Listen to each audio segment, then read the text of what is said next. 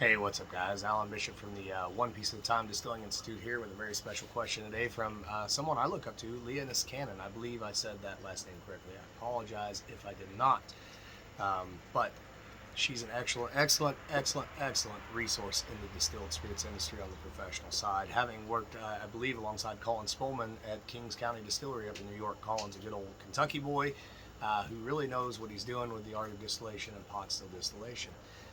But what Leah was asking about was the idea of retorts or thumpers. What are they really used for? Well, it really depends on what the base spirit is you're trying to make. So the idea of retorts and thumpers go way back. We mentioned this, I think, on an earlier episode, that you can go back to the 1500s to the John French alchemy book, where he'll show you stills using retorts and thumpers of various different types and why they were used basically to speed up the distillation process. So they were used originally quantitatively to be able to blast through an amount of material a lot quicker than you would if you didn't have a way to do a double distillation on a quicker method. They work just like a secondary pot still. So they work off the parasitic heat of the original distillation.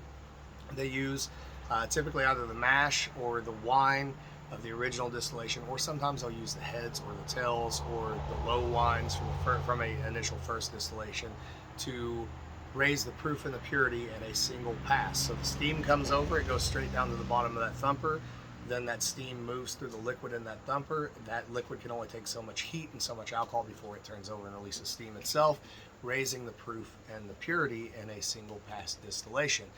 These were used obviously during Prohibition by moonshiners quite oftenly because they were in a hurry to get their product made and out of the woods, and it gave a good quality product for what it was by shaving some time off. And with certain spirits, it works extremely well. For example, sugar shine, in my opinion, should almost always be made with a thump barrel on hand.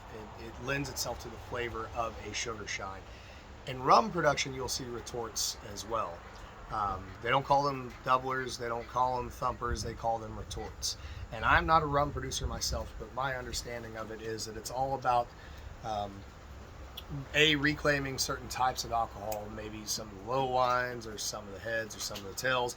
It's all about which proportion goes in which of the two retorts, because typically they're going to run with two retorts, a larger one and a smaller one. But it's also about the esterification process that happens during that double retort run.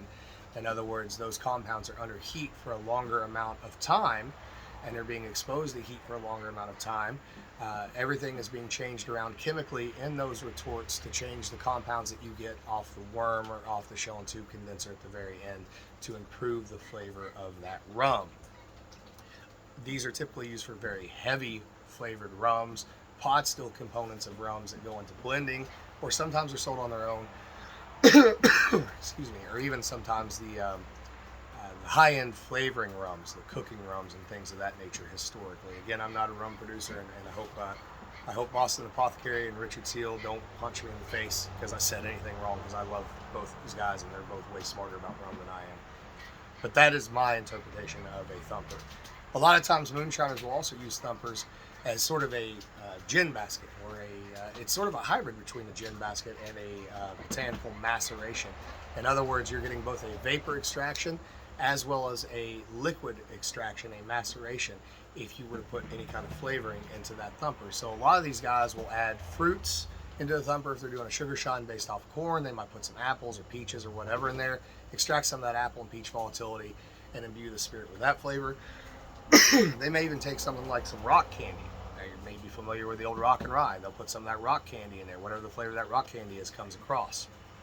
You can even do this with botanicals. I've done this a lot with the Tennessee Thumper, which is a multiple retort system using a traditional metal, either stainless steel or copper thumper to slow down the vapor speed, excuse me again, before you get to a number of retorts made out of half-gallon mason jars. And in those half-gallon mason jars, I would put my botanicals to extract my botanical flavors into the distillate.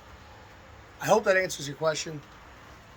My phone's just about out of recording time, so I'm going to cut this one very short. If it didn't answer your question, please reach out to me again. Sorry, bishopshomegrown@gmail.com. Social media or YouTube comments. Still getting over this sinus thing, guys. I love y'all. Have a great day, and I'll catch you later.